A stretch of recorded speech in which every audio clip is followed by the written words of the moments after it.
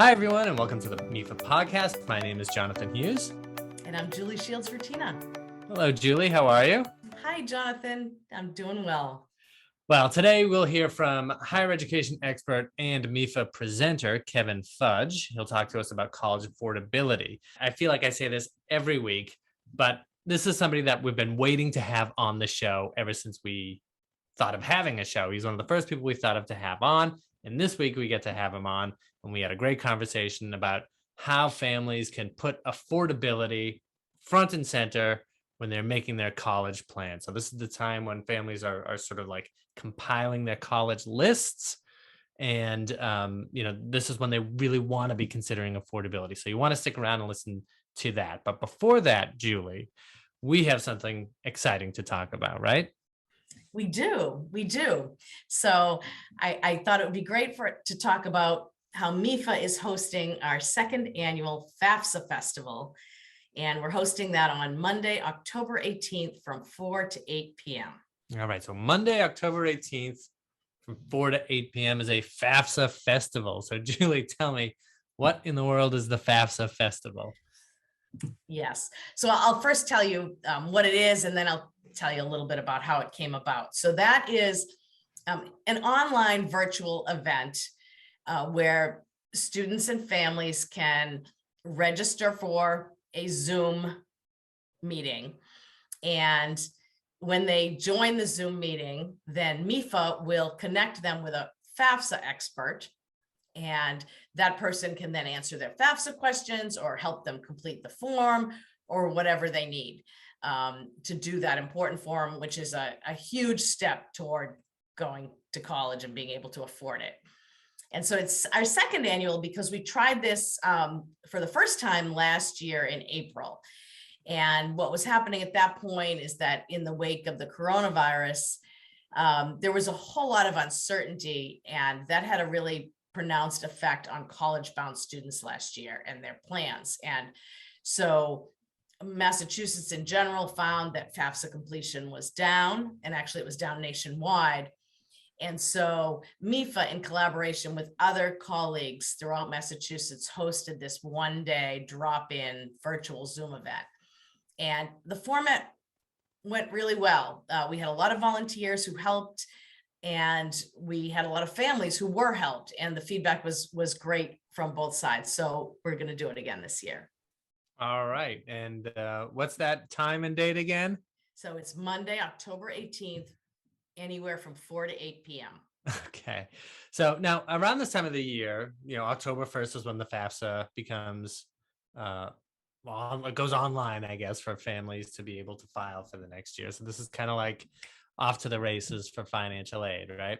And so this is when MEFA starts doing our college financing presentations for families of seniors who are going to be filing the FAFSA. How is this different from that? Yes, and this is a great time of year, and MEFA has numerous presentations about the FAFSA, about the CSS profile, which is the other form that some colleges require to apply for financial aid, and just about college financing in general. What is financial aid? How do you apply for it? How do colleges award financial aid based on what criteria? All of that. And so at mefa.org/events is the listing of all of our webinars. And I've presented a few, I've been involved in a few these last weeks, and it's been really exciting because there are a good number of families who attend, a good number of students who attend and ask all kinds of great questions. So it's very interactive, good questions and topics come up, and I think everyone learns from those. And really, it's just connecting students and families with all the good information that they will need to understand the financial side of applying to college. And it's more, they're not going to complete the forms on a webinar. They're going to just more learn and then know what to do to go complete the forms. So that's a little bit different than the FAFSA Festival. That's more of a working meeting with an expert. But I think it gives families a whole lot of information so that they then can feel empowered to go and apply. Right. Now, we want people obviously to come to the FAFSA Festival and get the help that they need. It would be best if they even filed their form. But if someone's listening to this after October 18th, right, and they still need help filing that form, they still want someone to guide them through the form, or if they still have questions, what can they do? Yes, well, there's another collaborative group in Massachusetts called FAFSA Day Massachusetts, and that is a group that is going to hold other events similar to the FAFSA Festival. And people can always call MEFA. And another organization that I like to talk about is MassEdCO. That's one of the equal opportunity centers in Massachusetts that covers a lot of areas, and the folks there and at the other equal opportunity centers are really happy to help students complete these forms. So there's just a lot of help. People should just know that and not be afraid and reach out, and you can find all of those resources on the MEFA website, and we'll help you. And those are free resources as well, right? Yes. So, Julie, if somebody wants to attend the FAFSA, Festival, what do they need to do? Yeah, they can go to mefa.org/events too and find it and register right there. Well, okay, so we will put the link in the show notes as well to the event where folks can register, and we can maybe put some resources that you mentioned, like the MassEdCO as well. So thanks, Julie, very much. And again, we want people to attend and get the help that they need. For now, we're going to head over to the MEFA Mailbag. And these are questions that have come to us from customers over the past 2 weeks and answered by our college guidance experts. If you have any questions, please reach out to us at collegeplanning@mefa.org, or you can call us at 1-800-449-MEFA, or you can reach us on social media on Facebook, MEFA/MA, and Twitter at MEFA Tweets. Now, today's question comes to us from a grandparent, and she writes, I'm 66 years old and now raising my 2 grandchildren. So it's been a while since I've helped a teenager look for colleges. I do have 2 questions. 1, do you pay one fee for the college application, or does each college still charge its own application? And then the second one is, can you give me some advice or insight regarding the FAFSA? Unfortunately, my grandson has lost both of his parents. My husband and I are filing for legal guardianship. Do you know if the financial need will be based on our income? My grandson's living with us. I'll be watching the FAFSA webinars offered by the school system, and any help you can provide is appreciated. So we got a lot of things going on in this email again this week, but I'm going to throw this to you, Julie, and see what you can tell this grandparent. Yes, and those are some great questions, and I'm sure that is challenging, but so wonderful that that they are able to raise their 2 grandchildren. So the first question is, do you pay one fee for the college application, or does each college still charge its own application? And so the answer is the latter. Each college may or may not charge their own application fee, but why that might be a good question is when you apply to college using the Common App, which is a common way that students apply. A lot of colleges accept the Common App. You're doing one application, but then you're putting your college list of the colleges that you're applying to, and then you pay the fee to each college within that one Common App application. But you actually pay through the Common App application to each college. Right. Okay. But what I will also say is that it's worth looking on the different colleges' websites. That I have seen some colleges not charging a fee sometimes for certain reasons, or for early applications, or it's just worth checking that out. But many colleges do charge a fee, and you'll be paying that fee to each college that the student applies to. And then on the FAFSA, the FAFSA application really just wants student information and parent information. And so they will not take the legal guardian information, which is okay, because in this case, then the student will just apply using the student's information, and the student will be considered independent. The college will award a financial aid offer based on the student's information. And one last caveat is, if some of the colleges that the student is applying to require the CSS profile form, then sometimes the CSS profile will want to know, what does the household really look like and who's living there? And that's where you can put more information about you and your husband, being legal guardians and all of that on CSS profile if you need to complete that. But on the FAFSA, the student can complete that on their own. And ask the follow-up question that a lot of parents ask, how do you know if you need to file a CSS profile? Oh, yeah, great. So, well, the college website, the financial aid section should say, here's what's required to apply for financial aid, and here's our financial aid deadline date. So that's one way that you can see if they just need the FAFSA or if they need the FAFSA and the CSS profile. And another way is if you go to the collegeboard.org/CSS profile link, that website, right on the front of the CSS profile website, there's a link for participating institutions, and it will list the colleges that require the CSS profile. So two ways you can find out. All right. Well, thank you so much, Julie. And remember, if you have any questions, you can call us at 1-800-449-MEFA or email us at collegeplanning@mefa.org. We have a bench of college guidance experts that will advise you, and that's a free resource to take advantage of. So we hope that you do that.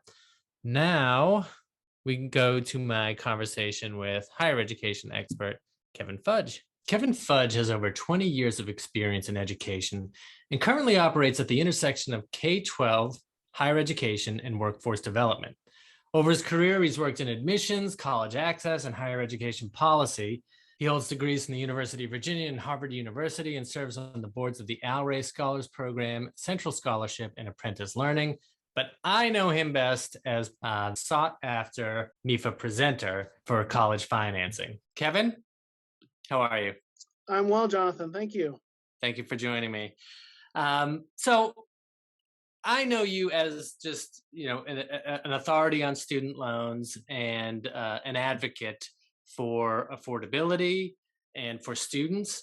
Can you just explain to anybody who's listening what your background is and what your path to your current role has been? Sure, thanks. Wow, that's a pretty heavy question. So I'll try to condense it in as little time as possible. So I started out, in education, working towards becoming a teacher with the ultimate goal of being a high school principal. And then I got into college admissions. My role in admissions was doing college access and working with traditionally marginalized populations that might not have had access to college before. So it really opened my eyes to a lot of the groups that were working to make college, equitable access to all. But then as a liaison with financial aid, really kind of saw the complexities of the financial aid application process and how challenging it was, for every family that did all the right things, quote unquote, like a grade, standardized tests, went for an interview, did all these great things, found the right college. Then when it came to find the right financial fit, kind of found some difficulties. And this was across the spectrum. So people that were super highly educated themselves and gone to college themselves had confusion, to people who were, first generation students whose families had never gone to college, and everywhere in between. And so that led me to work at my current organization, which is a national nonprofit that started out focusing heavily on higher education financing and student loans in particular, to now sort of morphed into an organization that's really honed in on the middle school to transition to high school, opening up, career exploration opportunities and work-based learning to youth to get an idea of what they might want to pursue, and tying those careers into educational opportunities after high school. So I've been fortunate to see sort of the landscape from different perspectives. You mentioned the sort of flourishing of the new career aspect of what's going on. And I feel like that's something that's happening a lot across the spectrum here as a focus, not necessarily on college only, but on Mhm. college and career.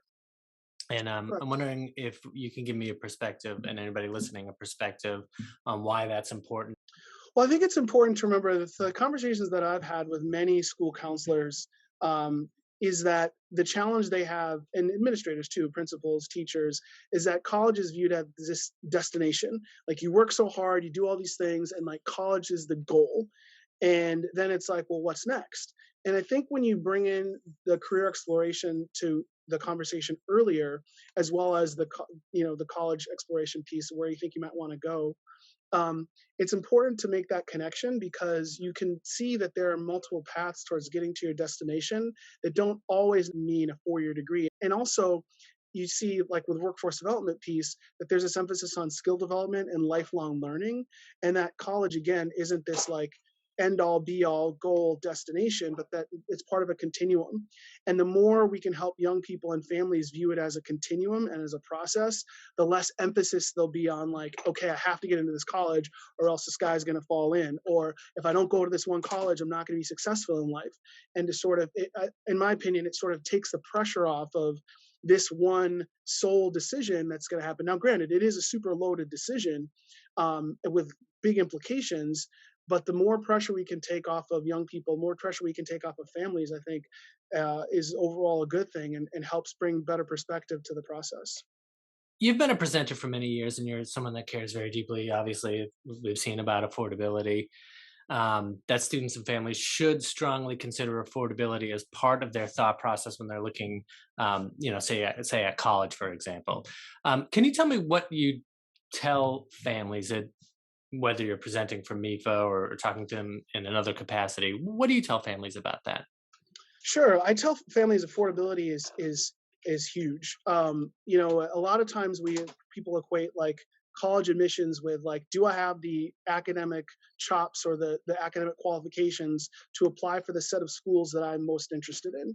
And am I academically qualified? Do I look on a scattergram, be it Navient, be it anything online that says, okay, your GPA is this, your standardized test scores are this, you have this many honors and advanced placement classes, therefore here are your target schools. And you know, I would recommend the importance of doing that from affordability standard.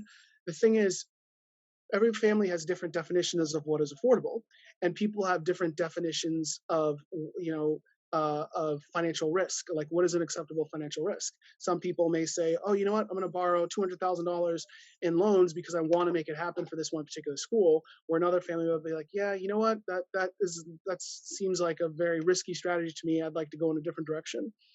I think it's important not only to have the conversation about what is affordable between the partners, if two partners are paying for a child's college education, but also between the partners and the students themselves so that they have some perspective.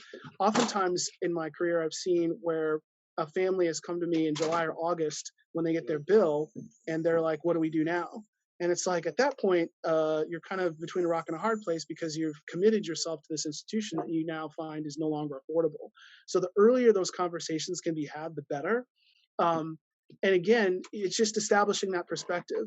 Much like you're looking for an academic fit for a college or a social fit, so too should you look for a financial fit. And for every family, that's going to mean something different. And it's challenging because it's not as clearly defined as the academic fit, right? So you can look at a bunch of colleges and pretty much determine very quickly if you fall within the parameters of what students were, the academic profile of admitted students. It's much harder to determine the financial profile, even with all the tools they have available to calculate like net price and, what am I actually going to pay? I'm not going to really pay sticker price. So if I do pay this as my net price, okay, well, that's what I'm going to pay for this 1 year, but financial aid is a year-to-year proposition. So how do I know what I'm going to get sophomore, junior, and senior year? Oh, by the way, I have 2 more kids behind the one that's currently going. So again, that's why you have to take the affordability means not just like paying for the current student that's in school, but like any student that's behind them, and then how paying for college impacts the ability to retire if that is one of the goals you have.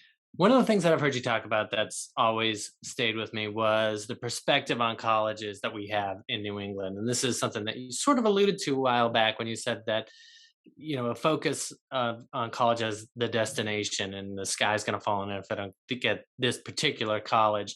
Particularly in New England, we have so many private colleges and so many prestigious colleges. How does that shape our view of what is affordable and what isn't from the rest of the country? Sure. Yeah. So keep in mind, about 70% of people nationwide go to public colleges. We're the only state in the country where more people go to private colleges than public colleges. So it is a casts a very large shadow over the perception of how folks here in New England, and particularly in Massachusetts, view college. Right? If I say college, and if I'm having a talk with families, immediately people are going to think of a 4-year school with leafy campus and all this, right? So I think part of it is expanding the definition of college for folks in general and understanding that it means a lot more than 4-year school. But then also recognizing here in New England that we can fall victims to just basic behavioral economics, where behavioral economics is something we think something is more valuable because it costs more.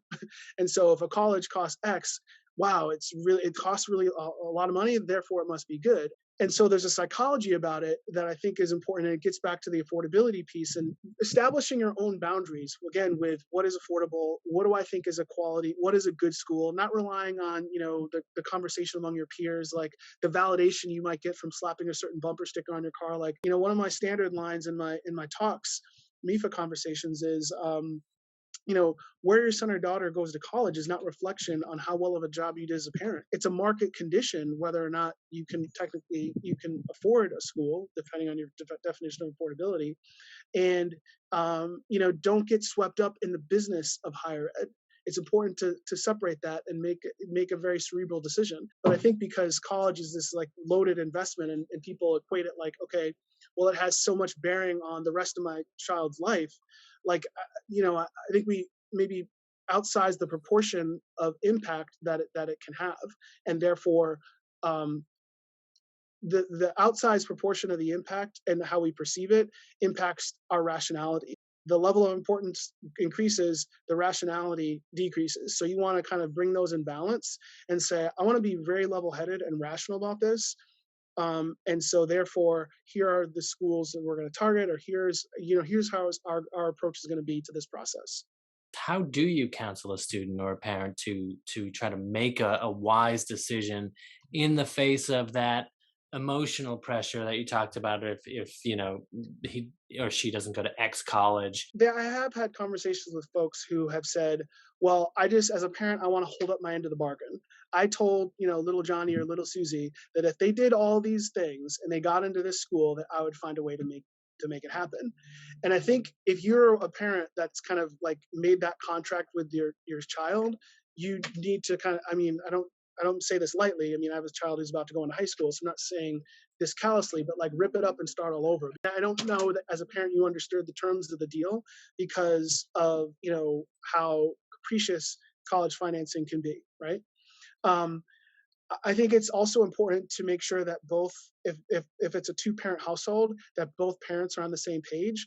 I've often ran into some unfortunate situations where, one parent's like, okay, full wind to the sails, let's just, do whatever we have to do. And the other parent might be a little more fiscally conservative and say, wait a minute, hold on, how does this fit into our larger overall financial goals? And then for the student, if I will have conversations with them, either with parents or by themselves, and then just ask, like, what is it that attracts you to the school?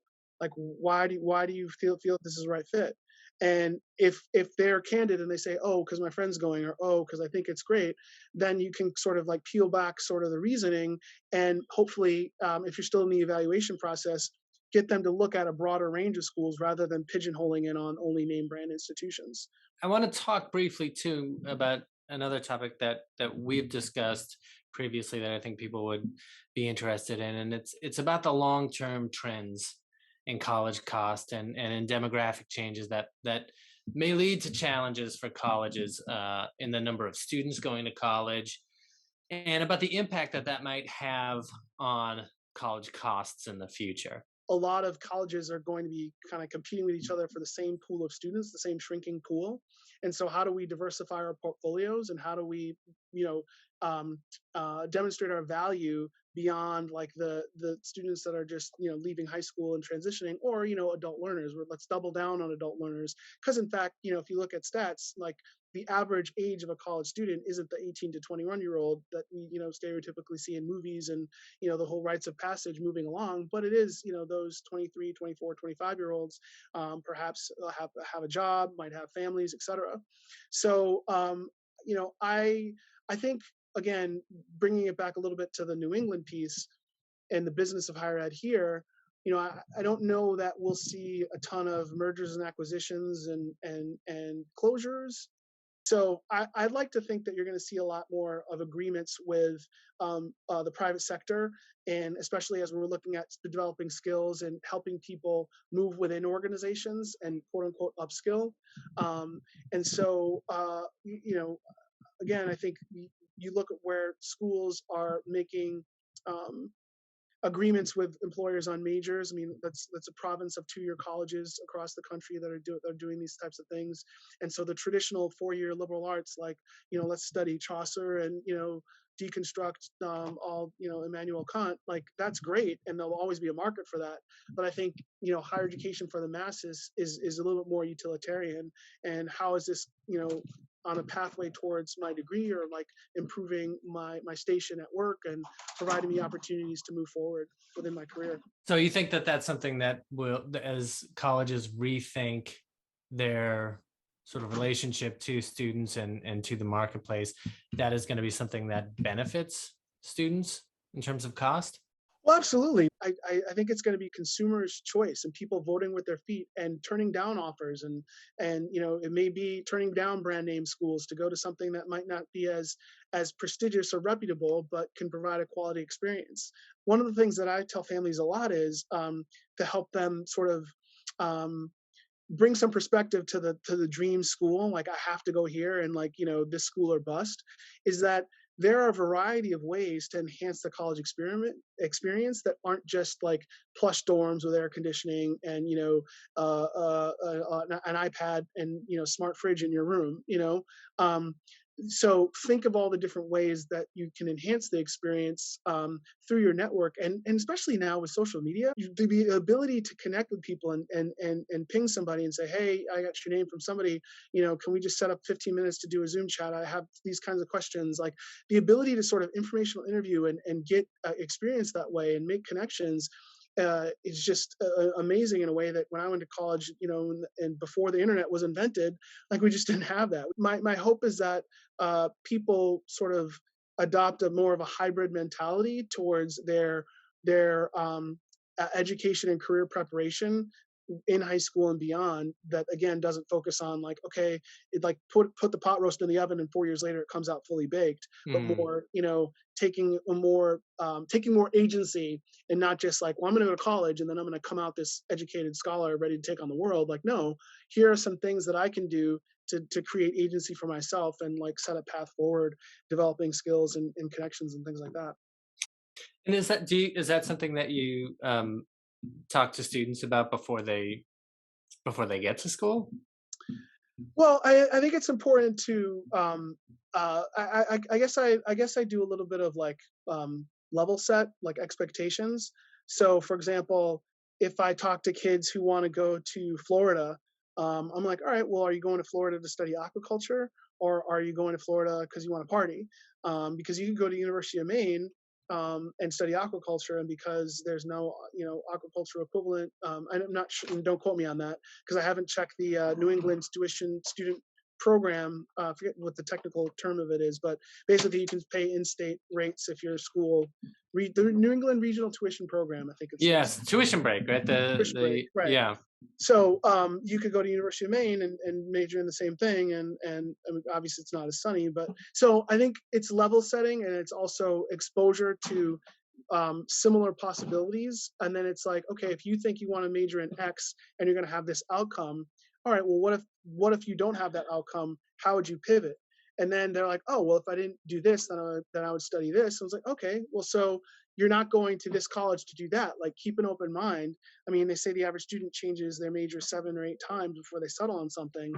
And I think, obviously for people who say, I want to build bridges, I'm going to be a civil engineer, or, I'm going to be a doctor and I have to get started right away, like pre-med, curriculum, organic chemistry sophomore year, and you're very focused, great. I think for the most part, people go to college and they're really not sure, and that's okay.